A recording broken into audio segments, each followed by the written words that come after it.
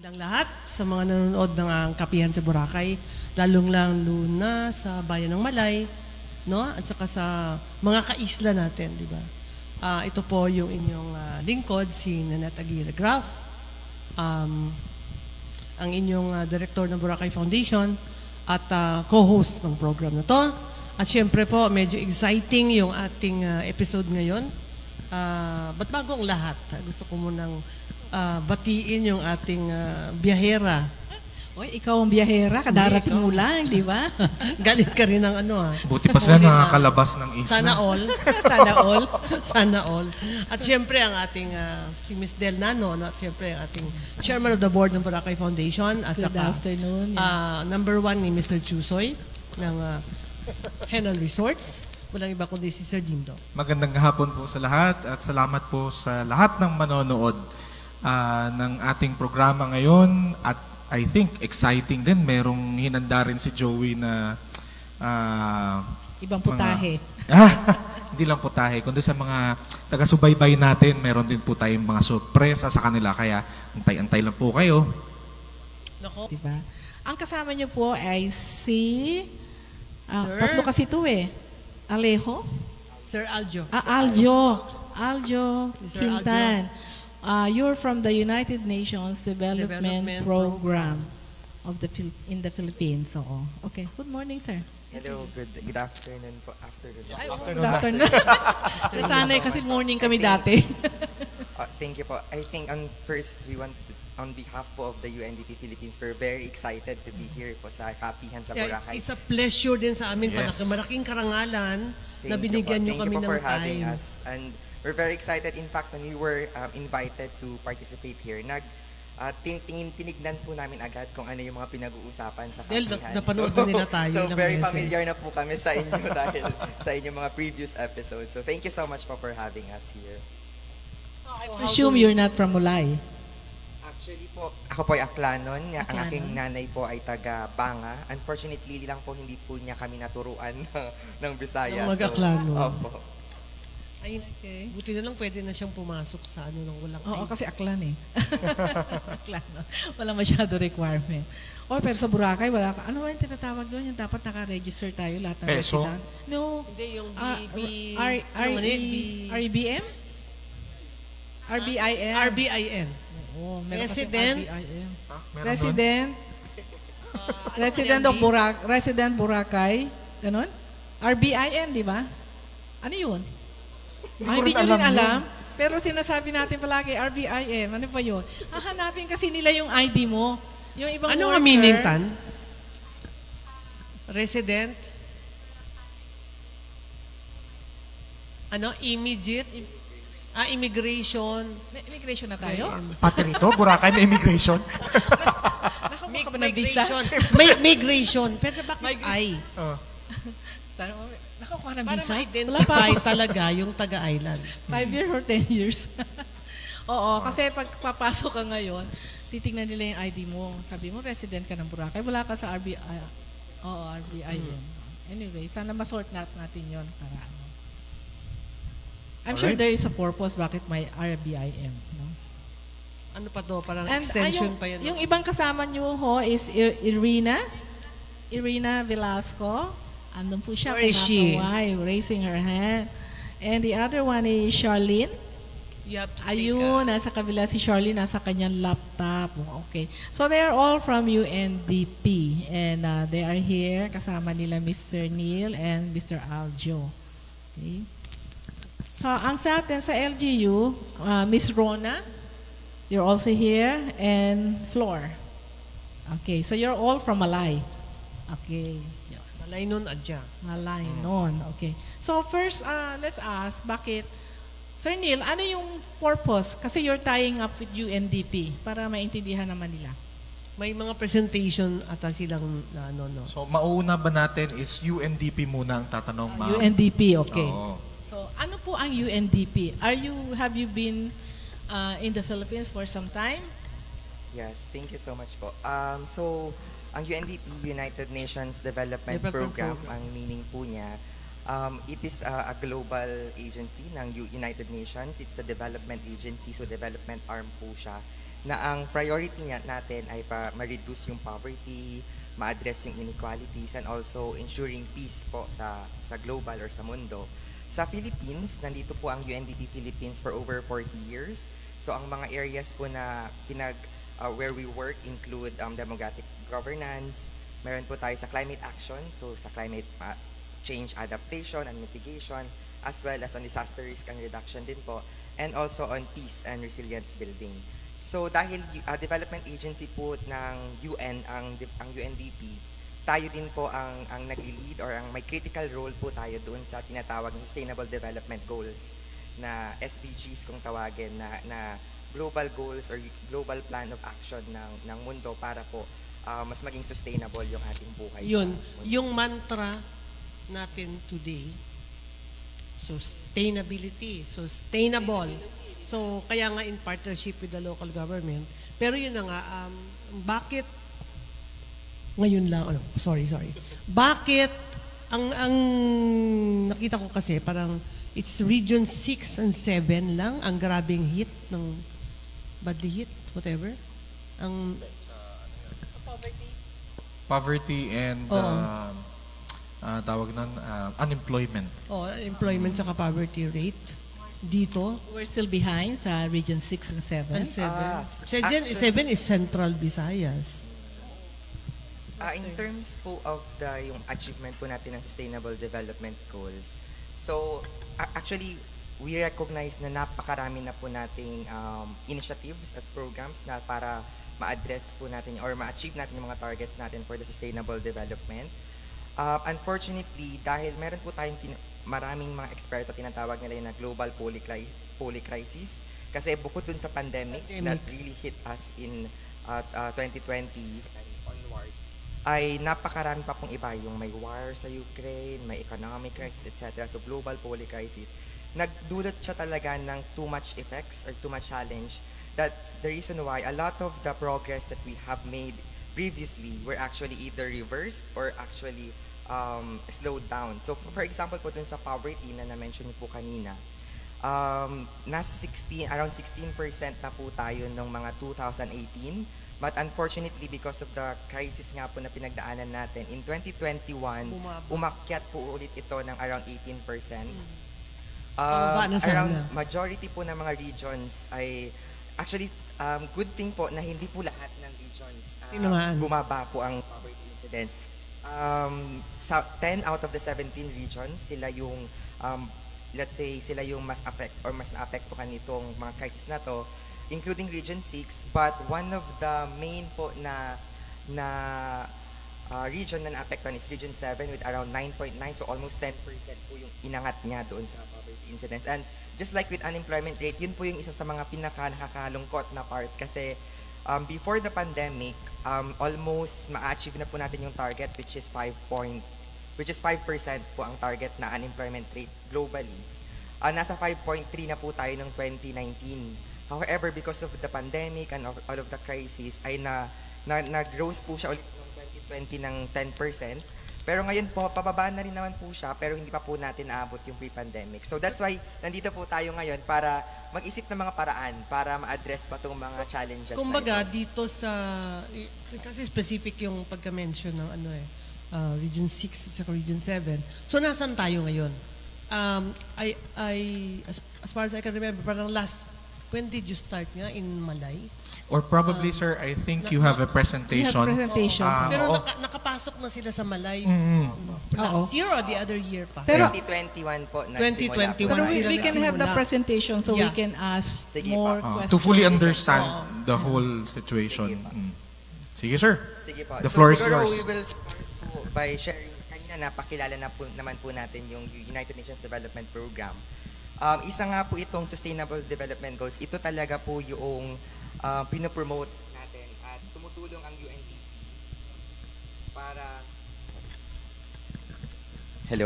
para po ma-achieve po natin itong 17 po ito na goals na global goals. So sa atin sa Pilipinas, through our Philippine Development Plan, ito rin po yung mga gusto nating ma-achieve.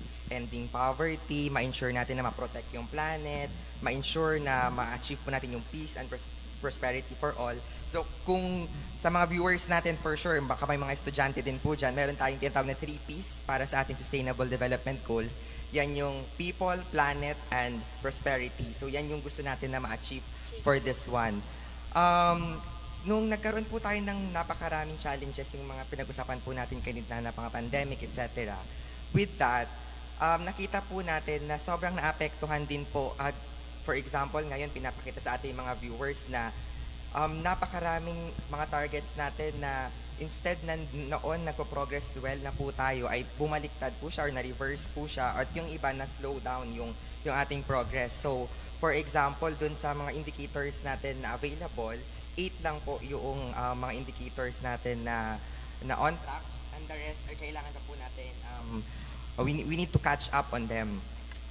Nung tinitignan po natin dito sa mga SDGs na ito, ang isa sa mga crucial po kasi na element nito, and I think that's the reason why we are here also, is that yung sources of financing, yun po yung isa sa mga pinaka-naapektuhan. And of course, hindi po kasi natin ma-achieve yung mga programa, yung mga proyekto na magagawa po yung mga objectives na yan kung walang sources of finance. And nung nagkaroon ng pandemic, nung nagkaroon ng mga crisis, isa yon sa mga pinaka-naapektuhan. Bumaba ang ating government revenues, yung foreign direct investments also slightly declined, yung ating mga private borrowing also declined. So, yung mga aspeto na yon, doon po tayo pumapasok, ang UNDP, ang government, para matulungan both national and local government para maka-catch up tayo doon sa mga aspeto na yon.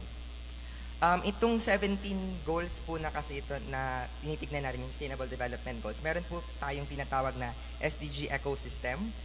Ang ibig pong sabihin nun, yung mga goals po na yan, hindi po actually sila independent of each other. So in fact, when you address one SDG, magkakadugtong po sila or interrelated po sila. For example po, dito sa Malay, ang ginagawa po natin ay food system. So we work on the food and agriculture, food and beverage ng Malay, the entire food value chain ng Malay. But when we talk about food, actually, so that's, let's say, providing food for the people, that's SDG 2, ano po, yung addressing hunger. But when we talk about the food, of course, kailangan meron tayong productive na agriculture and fisheries. And when we talk about that, then that's SDG 12, or yung responsible consumption and production.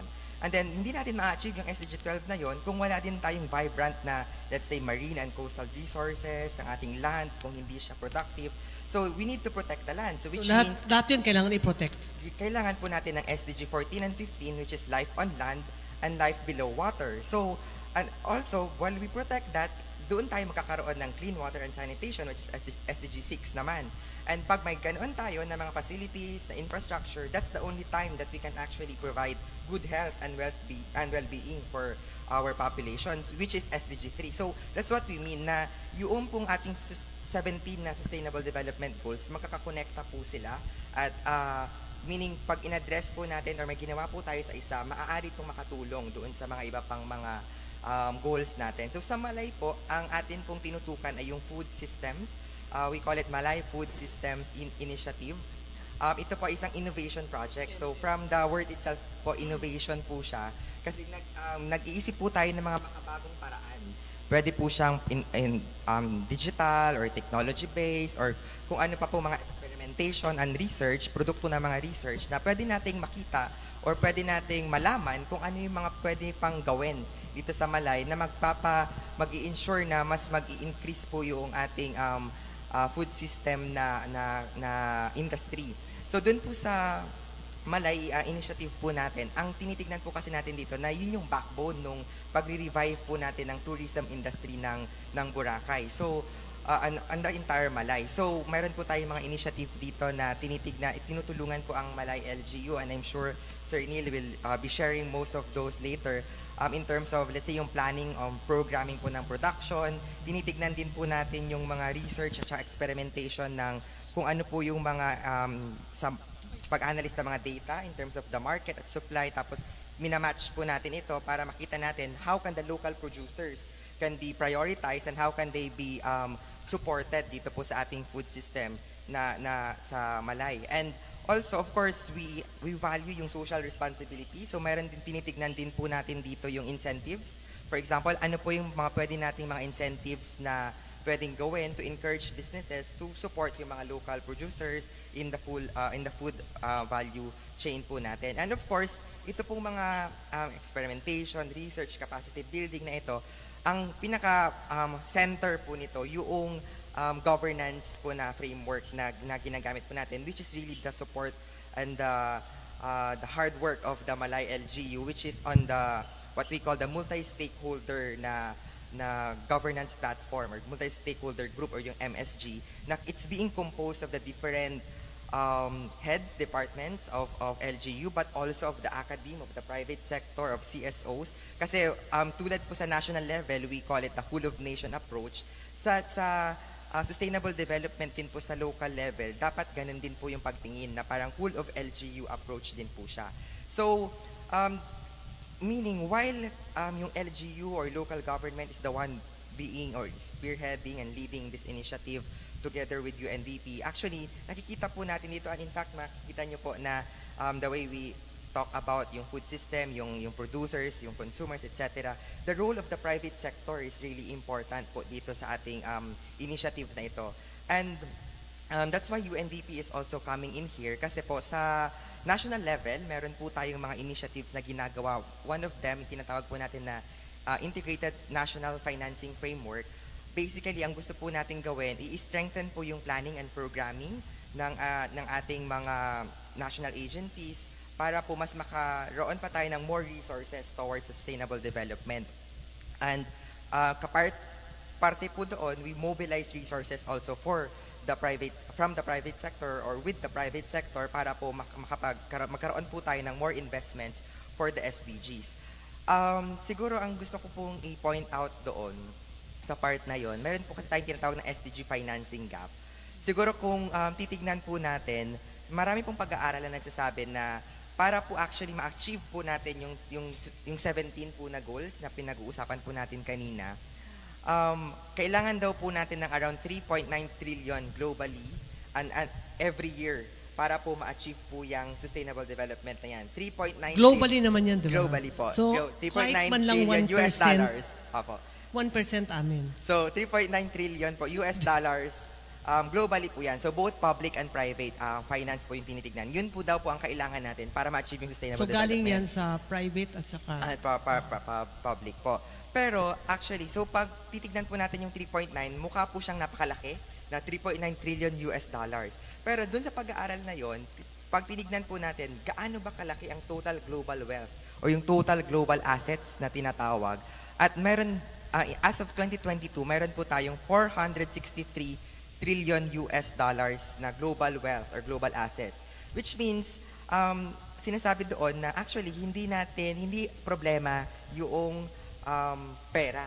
Kasi nandiyan yung pera. Siguro ang kailangan natin gawin ay pag-aralan paano pa natin ma-reallocate or ma-realign yung global wealth na ito towards dun sa mas sustainable na mga businesses, mga sustainable investments para mas ma-achieve nga po natin yung sustainable development goals na 17.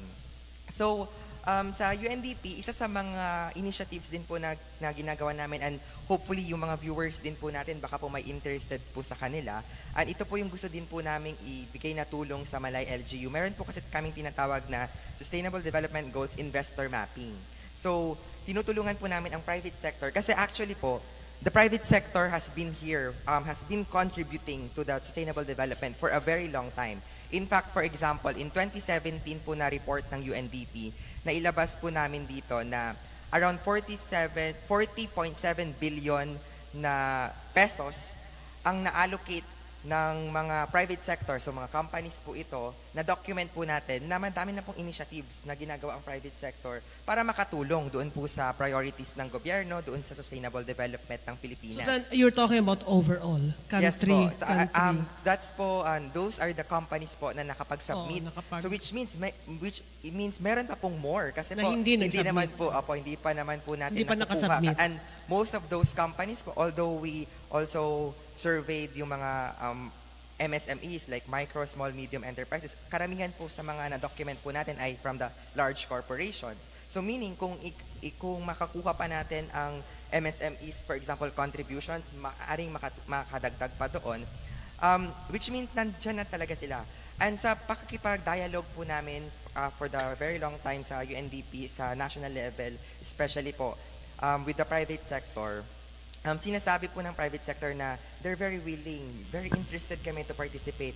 You just need to tell us, you just need to guide us also in terms of saan ba kami dapat mag-invest or ano pa ba yung mga opportunities na nandyan para, of course, we are private sector, so we also need to meet our our objectives, but at the same time, makakatulong tayo doon sa sustainable development ng Pilipinas. So, yung SDG Investor Map na ginagawa po natin sa UNDP, and isa to sa mga gusto po natin na gawin din po sa Malay, meron na po tayong parang market intelligence data po siya sa private sector.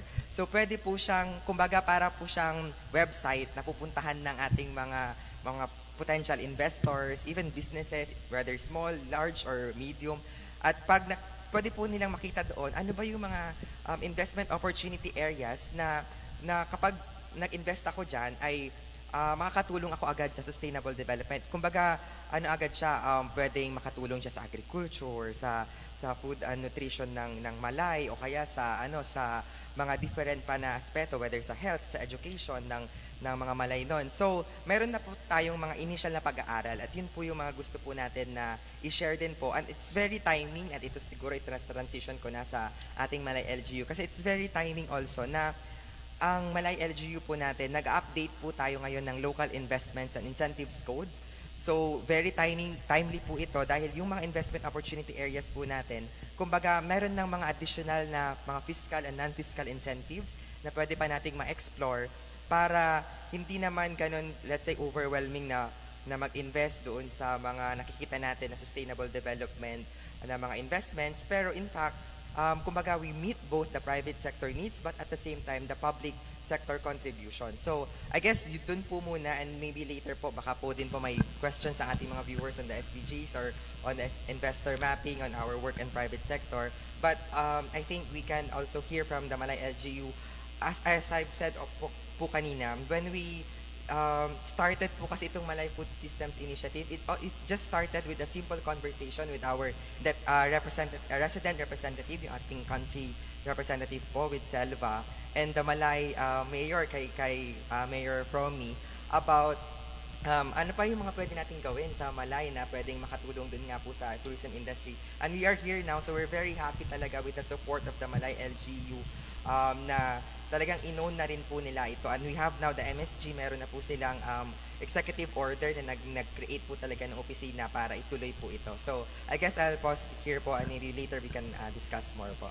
I think, Sir Aljo, in totality, if I could get it right, no, UNDP is actually not somebody who is parang giving these loans or anything, but it is bridging the gap between the local government units and also the stakeholders or the investors in itself, wherein it's not only hotels and resorts that is up for grabs for Boracay, but also all the other aspects that could correlate with the business in Boracay. And this is very nice also because those investors coming into Boracay that does not only need to know about the hotels and the restaurants, they could augment, no? Kung baka meron silang na, for example, saturated na rin, sobrang taas na ng mga lupa at mga lease doon dito sa Boracay, they could also again look into this map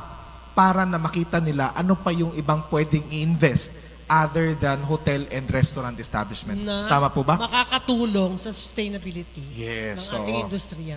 And talagang mag-o-augment siya kasi ito ang pinaka-problema rin natin dito. Ito yung hindi natin nakita. Ito nakikita natin pero walang aksyon. Yes, that's right. So ngayon, that's right. hindi lang nakita, na-aksyonan na. Kasi alam naman natin lahat ng investment, bili akong lupa, tayo ako ng hotel, tayo ako restaurant, tayo ako. Everything is all about tourism. Yes, pero yung support group, yung susupport sa tourism, wala. Yes. Non-existent yun. But as I gathered na you would like, in Malay, you would like to start with the agriculture, improving the agriculture, right?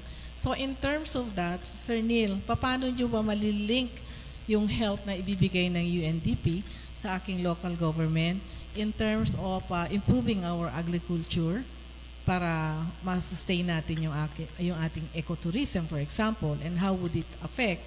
Paano yung ibang investor, can they look into that? Paano natin yan sa LGU gagawin? Dahil ang investment kasama doon, di ba? Well, sa presentation ko, ma'am, one of the areas na may bibigay ng LGU sa mga investor ay yung agriculture. So, we have a list of investment opportunity areas na pwedeng mag-invest doon ang mga investor. In what way, specific, in what way can they be given a lease on the land, or are there existing group of farmers that can that form a group and then where the investor can come in? Ganun ba yung Ganun ba yung plan? Or probably, Ma'am Del, ang natin, si Sir Neil, meron din atang presentation. Meron bang presentation? Yan. Okay. Sige. Concentrate muna tayo dun, sir, para Presentation mamaya ni magano Sir ulit Neil. tayo. Parang Okay. parang dun sa kasi kanina map ang tinuturo Mapping, natin. oo. Mapping. Yes. So ito na ngayon yung detail. Yung sagot. Again, Neil Flores po sa Malay LGU. I'm the Local Economic Development and Investment Promotion Officer. Hawakan ko pa yung Local Economic and Investment Promotion Office. So, yung main task po ng LIDIPO is just for facilitation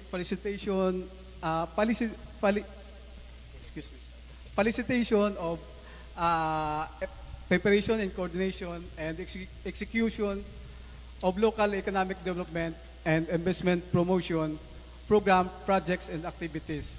So, doon sa main role namin, yung pinaka-work namin ngayon na pinagtatrabuhan ko is the Local Economic and Incentive Code. Kasi right now, the LIIC of Malay is like more than 6 years na, 2017, andun pa kayo ma'am doon sa Sangguniang Bayan. So, this LIIC, it should be updated na. So, with the province of Baclan, we are going through the process of updating the local investment code. So, one of the main focus ng updating namin ng sa local investment code is for the local government investment policies and program, the investment priority areas na mention kanina, and then yung sa local incentives, which is fiscal and non-fiscal. So aside from that, yung ibang function ng LIDIPO and myself as the lead sa MSG is to lead program in the advocacy campaign to promote products as but not limited to agrotourism, food calls, and the like through social and traditional media and citizens engagement. Meron pong nagde-develop ng kami ng incentive scheme, engagement strategies, and recognition for compliant and socially responsible enterprise. I think ito yung para talaga dito sa mga businesses sa Boracay. And the conduct of periodic price monitoring and market assessment. Siguro all of you now na napansin nyo yung LGU is active in the price monitoring. It's just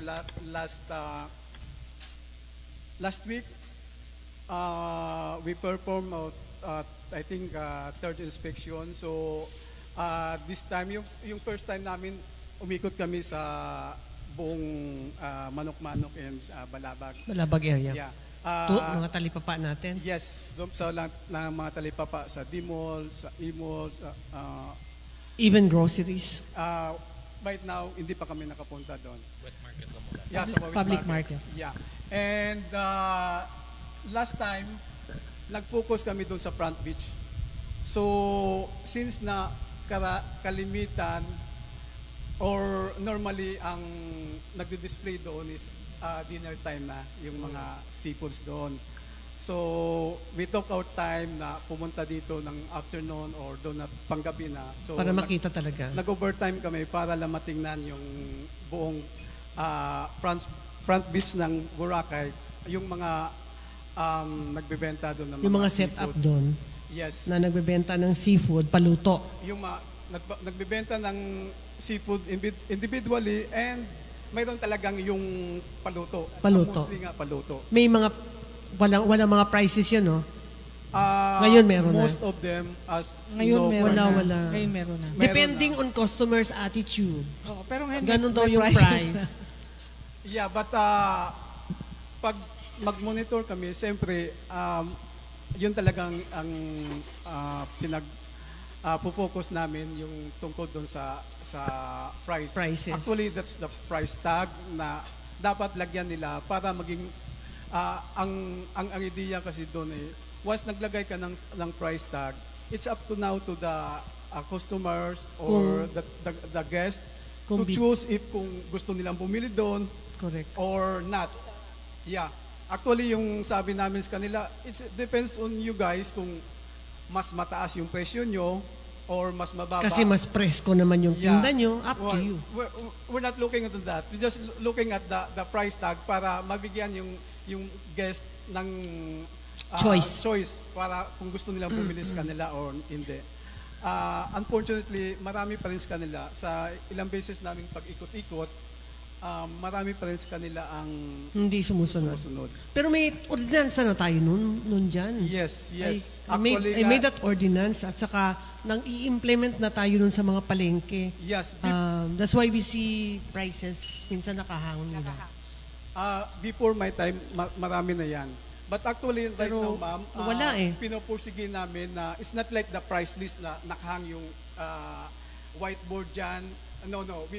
Because we have this Consumer Act that defines how you put your the price tag. So, yun ang pinapalo namin. So, ina-advise namin silang lahat na wag nang gamitin. Hindi na po nila kailangan gamitin yung price list kasi ang kailangan po namin ay yung price tag. And the price tag will be to individual na items like the shrimp or the sugpo or or the bangus, bangus. or the... Yes. O kasi iba-iba minsan. Iba-iba yung presyo eh. Iba-ibang presyo dahil especially sa sugpo, di ba? May sizing. Sa 1 kilo, ilan yun, ito yung presyo. Pagka marami-rami, maliliit, ganito yung presyo. Yung lobster din, may Pag medyo buhay, luma, may mas buhay, mura. may chill, may green, may brown, no? Mm. Pero So, dapat meron siyang price din. Yun po. Every item may nandyan yung nakatag yung presyo niya. Oo. Sa mga manonood po natin, yun po ang highlight doon na wala na pong price list na yung kabuuan na babasahin mo, kundi doon mismo dapat kailangan sa kada item, sa kada isang tumpok, kailangan merong presyo doon. Nakapost Yun ang doon tinatawag yung na presyo. price tag. Iba yung price list. Price tagging yung batas natin. Yes, Locally. Price tagging. Yes. And para rin sa information ng lahat, we're trying to update, ma'am, your price tag ordinance. And kung lumabas na po yun, we will cover everything. Because for right now, it's just for the seafoods. Pero sa sunod na, may mga lahat ng binibenta dito, lahat ng articles or goods or merchandise. Sama na. Kasama na po. So, but we understand, yung mayroon nila, halimbawa, t-shirts, you don't have to put a price tag. So, pwede na po yung... Pwede naman nakakabit Yes. dito eh. But definitely, yung sa pwedeng malagyan ng price tag, lalagyan po natin ng price tag. So, aside po doon, we go back to the the offer namin doon sa mga investment priority areas. We have choose 3 investment areas. But before that, we encourage we encourage investment sa mainland Malay. Sa mainland muna. Yes, yeah. Or pwede po ditong mag-invest or pwede po ditong mga pital. But our liig, we want to encourage investor na kung pwede doon na po sa mainland Malay. Yung main purpose po natin yun ay para ma-disperse yung commercial activities and ma-develop rin yung Mainland. mga develop doon ng mga barangay sa mainland Malay. Mga consideration nun is yung employment, yung value added features nung andun ka mag-invest, like malapit doon sa tubig or those things. Less ang kumpara sa island, napaka-fragile cheaper. dito. Cheaper ang kayang-kaya niya. Even if you build 20 stories or 30 stories, kaya niya. So, doon sa mga investment opportunities, we choose the three, which is the agriculture, Fisheries. tourism, and the infrastructure. Infrastructure, tourism, And and agriculture. Tatlong areas ang Yes. Doon sa... doon yes, yung ating doon naka-anchor yung ating UNDP. UNDP. Yung investment code natin. And then, UNDP, andun sila pumasok Support. sa 'di ba mayroon kami doon sa crop production and vegetable growing. So growing. doon kami pumasok sa yung MSG with the help of UNDP. So right now mayroon ng group kami sa Mainland, Malay, no? na like the agriculture which in charge of our municipal agriculture which in charge of Mau, the ating Mau, no? planting. Sila na po yung nagtatanim o nagpuproduce. And right now mayroon kaming test around 6 to I think 5 or 6 na mga vegetables. So for now yun ang binibenta namin sa mga talipapa. But You're starting to supply talipapa. yes. We did it last I think last December or Yung January. mga sili. Yes, Yung mga sili. Nagkaroon sila ng mga yung harvest nila. kangkong. So dinadala na namin sa talipapa. Yun nga. And Sustainability yung key na naman. Bakit hindi kayo makakonect diretso sa mga resort? that's the next answer, ma'am, is we try to doon muna sa Talipa. Nagtitest Test trial pa pa lang. kami. So, Hindi pa makakommit, okay ako hindi pa kasi makakommit talaga yung farm kung ilang kilos ang kaya nilang i-produce araw-araw. So, you cannot tell your guest to, bukas ka na kumain ng sili kasi walang nag-deliver. Hindi. What we're coming from is, syempre, meron na kaming Flyer. supply demand, no, na the next day, kakailanganin Alam mo, namin, alam namin. So, from a standpoint ng farmer, I think it would be more beneficial kung alam na nila yung magiging demand for the next day. Na like, for example, bago pa man siya i-harvest, alam na niya na, eto, merong order si ganito, 100 kilos, o kaya ba natin to? So, hindi na idadaan dun sa market, wala nang middleman, diretso na. So, Mataas ang prices kasi walang middleman. kasi walang middleman. Tsaka, guaranteed sila na, okay, itong buong crop natin ngayon, pwede nang i-harvest, saan kaya tayo pwede? Pwede kasi mag-direkta sa kada resort eh. So, Sir Neil, it also helps the farmer. Kasi, let's say, sabi mo nga, ito, na-harvest na natin to, pwede na natin ito. Ang next question para sa farmers is, naka-ready na ba yung next harvest nyo? Kasi di ba, they need to plan. Like, every week siguro magsisidling sila. Next week magsisidling uli. Next week magsisidling uli. Kasi ang pag-harvest niyan, sunod-sunod.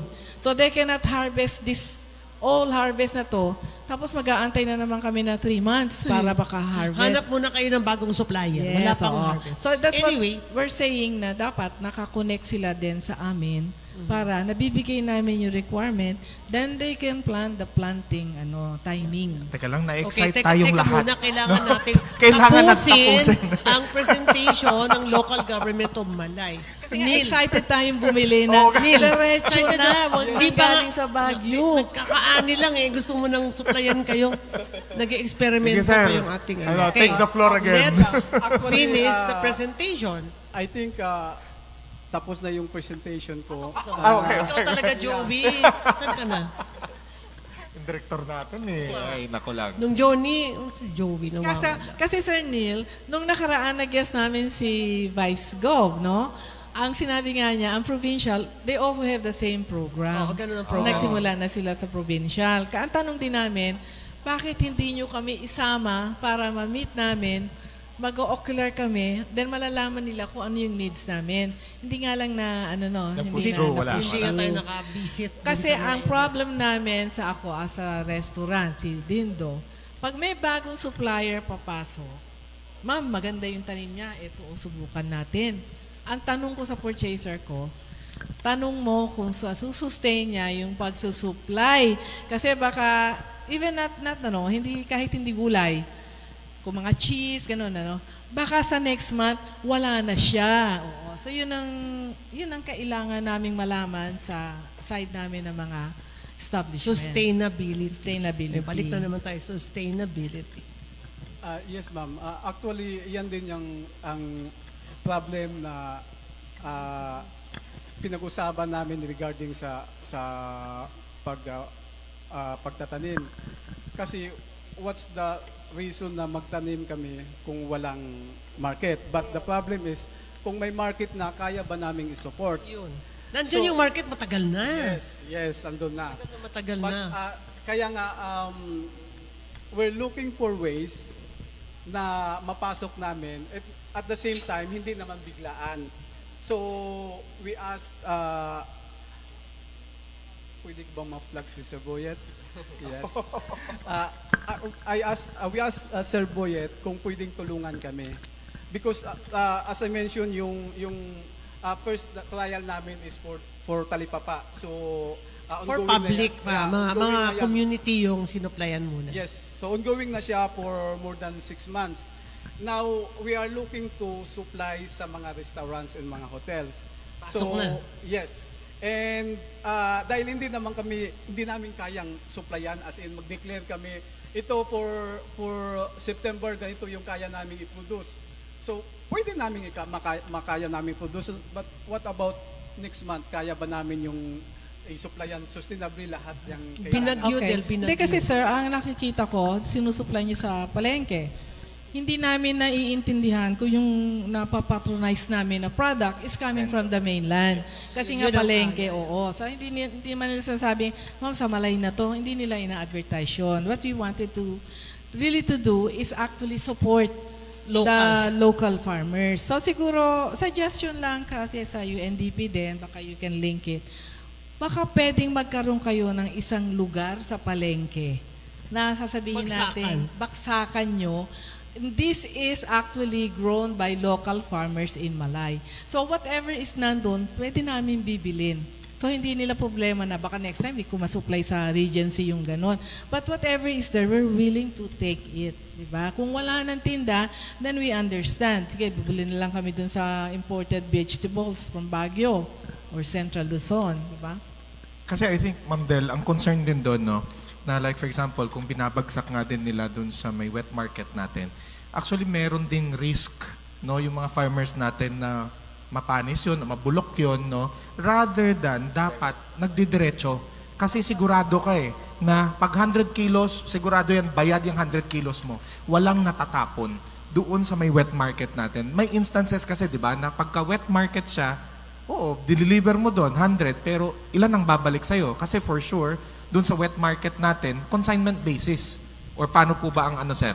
For now, sir, yung arrangement po namin is like, we will give them a certain 50 kilos. Bibilin po nila yon.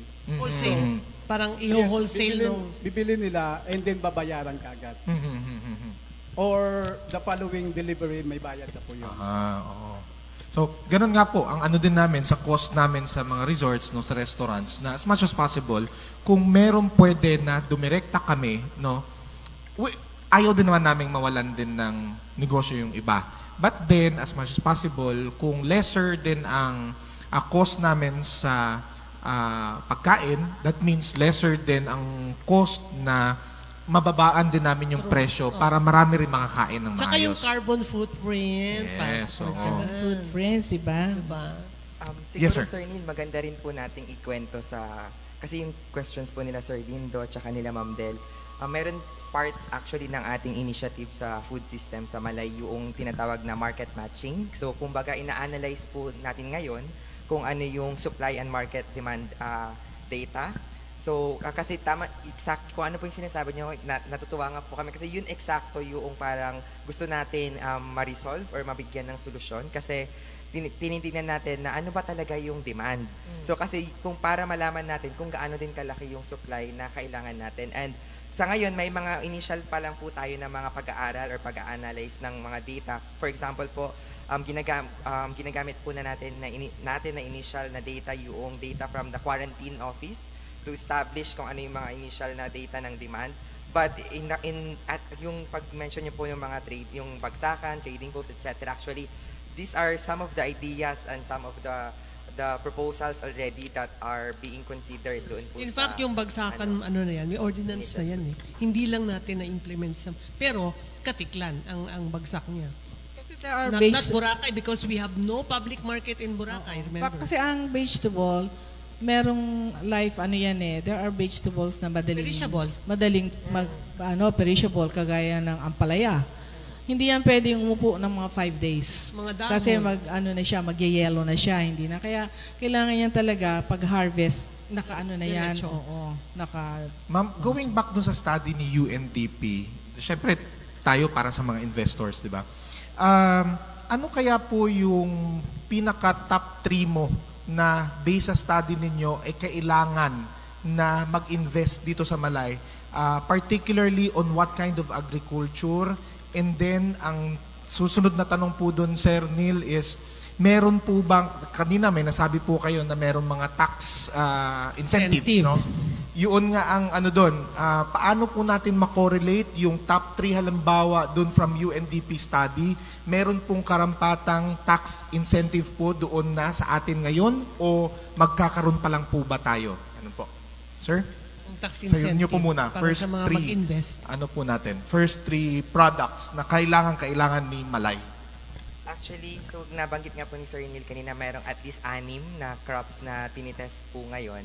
So, siguro si Sir Neil yung makakapagkwento kung alin dun sa 6 na yun yung ano. Pero, pag-aaral pa lang po ito. At in fact, siguro pwede natin itong i-take na opportunity para i-invite din po sila Sir Dindo tsaka sila Ma'am Del doon sa mga upcoming natin na consultations tsaka presentations kasi palabas pa lang po yung resulta nung pag-analyze. Kasi, so, based po doon sa 6 na crops na yon, for example, ina-analyze kung paano po yung naging income nila, kung nag-earn nga ba sila, tapos kung nakatulong ba talaga sila sa pagsusupply, for example, ng demand, etc. So, yun po yung tinitignan natin ngayon para ma-determine kung ano po yung, let's say, kung ano po yung mas sustainable na dapat i-produce po sa LGU. And I think, si Sir Neil makikwento niya po yung kung ano yung mga incentives naman po na pwedeng idugtong doon sa local production.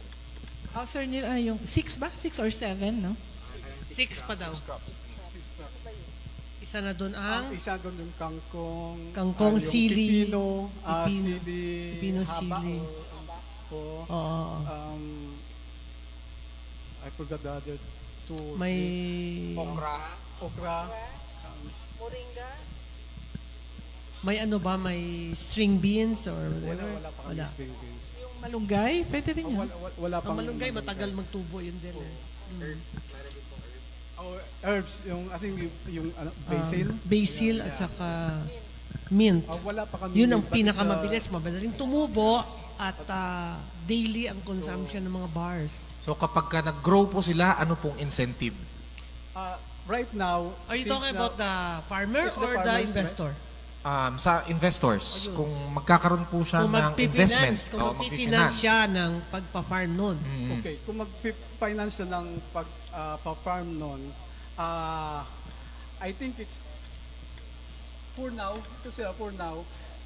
we are looking at our local our farmers para doon sa pagpalago ng mga gulay pa dito para ma-augment yung income nila. So doon naman sa investment, as I mentioned, there's the three areas na pwede sila mag-invest. Once na mag-invest sila, pwede kaming magbigay ng financial and non-financial. Fiscal incentives includes yung sa business tax. So, pwedeng ma-waive yun or mabawasan. Nakasmile si Dong Johnny, alam na niyang gagawin niya. Siya nga lettuce. So, doon naman sa mga non-fiscal incentives, ayun, maraming pwedeng maibigay yung LGU. We can help them process yung papers nila. Yeah, we can help them through, like, when you like to connect to Akelco or ta Manila water, yes. Yung mga documentation. Yes, and also with the follow-ups. And we can also assist in securing yung permit mismo doon sa LGU. Dahil once na gumagalaw na talaga yung LIDIPO, which is fully man na, may office na kami, one of our role will be, dito na kayo pumunta sa amin, and kami na yung mag-ayos doon sa... Kailan ang timetable niyo dyan, sir? Hopefully, ma'am, by next year, if hindi maslas yung budget. Delikado pa pala yun yan. But yeah, budget. I'm already Teka here. muna, may UNDP naman magbibigay. Don't worry. Sa UNDP? Every meeting namin, ma'am, yun ang isang style namin. Pinipitik. Nagpaparinig pala eh. Si UNDP pero get nyo na, gets nyo naman. Gets provide nyo. ng technical assistance and capacity building po. Kala namin budget also. Meron. Bridging the gap lang sila. Hindi, baka UN ba yan? Siguro doon din po pumapasok yung pinag-uusapan natin kanina na role ng UNDP and in partnership with the LGU na mag-mobilize ng mga resources with the private sector. Yun. Kasi po, actually madami sila doon. pang, bukod po dun sa investments itself, madami pang opportunities para mag-work together ang LGU, ang UNDP, at ang private sector na makaka-generate pa po tayo ng more funds. For example po, in a lot of island, for example sa mga Fiji, sa mga other islands globally, meron po sila mga tinatawag na mga bonds. For example, mga blue bonds for their coral reefs, etc. Pwede rin po natin i-explore yung mga ganun na mga opportunities. And yung mga ganun po kasi na mga instruments, yung mga proceeds po na tinatawag from those kind of investments na pupunta sa mga kinds of mga projects like for the LGU or for like yung mga nakwento po nila Sir Neil na about sa agriculture natin po na mga pangailangan. Sir Neil, dagdag natin sa vegetable yung fruits. Papaya ka dyan. Magpapaya ka dyan, Saging kalamansi, ka dyan. yan. Pinya. Pinya. Pinya medyo matagal eh. Papaya Mabilis. at saka saging. Huwag Lakatan. nang tamaan ng bagyo. Ayun lang. Oo. Doon sa area na medyo mababa siya, no? Parang hindi Dahil saka pinuputol yung dahon nung parating na bagyo. Para May hindi parating na matumba. bagyo naman, may technical naman doon para iwasan na matumba yung Kasama ba doon yung kambing? Ano yan, sa hog Kasi racing na yan. nakakain Diba? eh. Okay, anyway, Mr. Neil. For now, ma'am,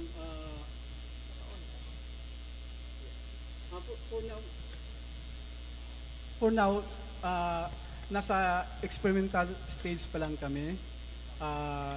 Yun nga, yung around 6 months na kami doon dito sa Talipapa, and we're working with Sir Boyet to access the hotels and restaurant. So once siguro maging stable na yung pag-supply namin doon sa mga gulay, then of course marami pang iba maliban doon sa ibang gulay o ibang prutas, meron pa tayong mga hog racing or sa poultry. Poultry. Everything else siguro na Fisheries. pwedeng ma-provide ng mainland Malay farmers ay ipapasok po natin yun. Kasi may mga mini-mention si Mau noon, gusto niyang gumawa ng lapu-lapu farming. So fisheries papasok yun. Parang may mga gusto siyang, may mga ideas siyang gano'n na gustong gawin which will stabilize our supply of lapu-lapu. Ang tanong ko sa agriculture natin na papasukan, is there enough land in mainland for agriculture?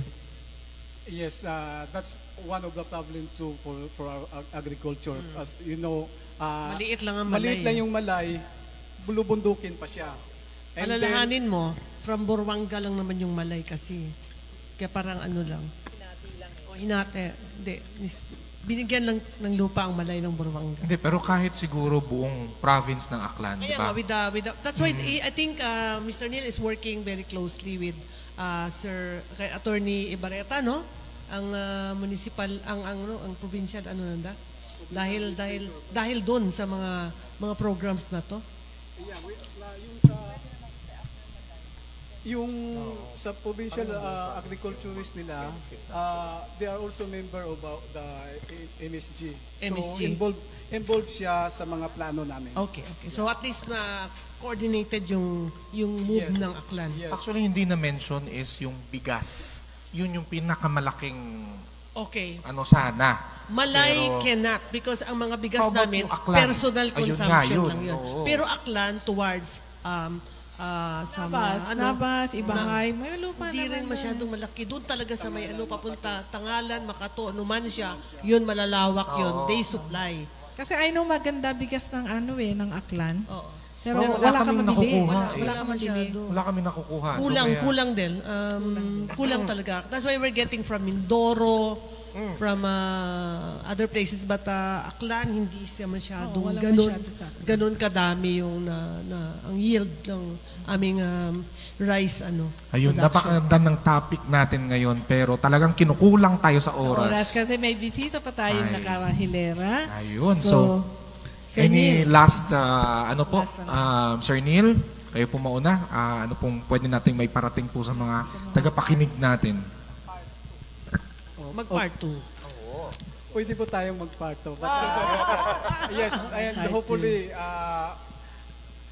prepared na rin kami noon, especially yung sa group namin sa MSG, like the agriculture, because for agriculture, sila yung in charge sa production, and then sa marketing, which is made yung in charge noon, and for me, sa promotion, ako po yon.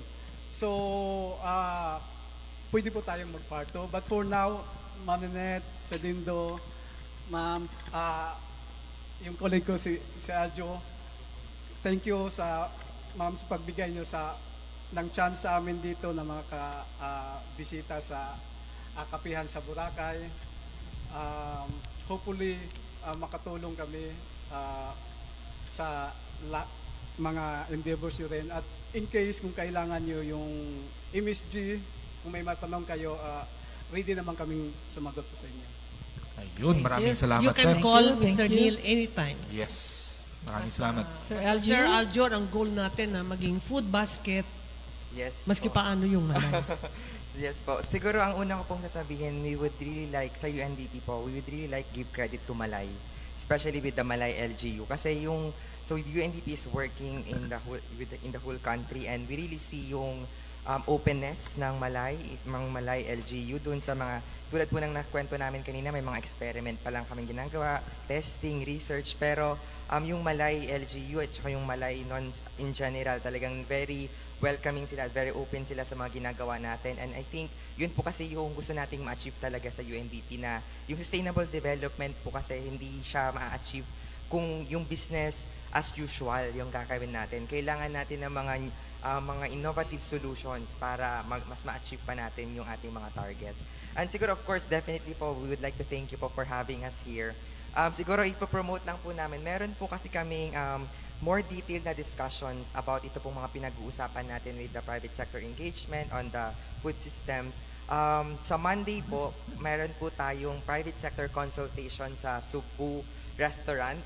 Subo Restaurant. So kung mga viewers po natin na interested po malaman ng sustainable development or kung paano po mag-invest sa mga sustainable businesses or practices na makakatulong sa development outcomes ng Pilipinas and ng Malay, of course specifically, pwede po silang mag-join doon sa ating discussion sa Monday. It's from 8:30 to 12, so lunchtime. May free lunch pa yon.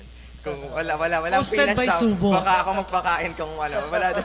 Yes po. So yun po. So thank you so much po again, Ma'am Ninette, Sir Dindo and Ma'am Del for this opportunity, and we really appreciate it, and hopefully po in the coming days, and hopefully hindi rin po ito yung last na maging partnership ng UNDP sa Malay, and magkaroon pa po tayo ng more partnership dito sa Malay para po makapagkapihan po ulit tayo. May kape ba tayo? Mukhang Thank wala. you. May kape ba? Wala. Thank you so much, Thank Sir you. Aljo, and then Sir Neil. It was really a pleasure having you here, and talagang nag-enjoy po kami ng mga Sobrang ng mga parang topic productive natin. yung ating We're very discussion much ngayon. excited na maipatupad po yung mga plano, yung research, saka yung project po natin. Bakit? Naglalakad na ba yung Ay, imagination mo? syempre, Marami na, especially sa marami na. innovative part. Gusto ko yun. Innovative yan, Oo. saka yung investment part. Yeah. Rest assured, Naglalakbay ang na ng minds. BFI andito lang rin Yes. para mag-support. Kasama kami sa mga- solusyon. oo. Yes.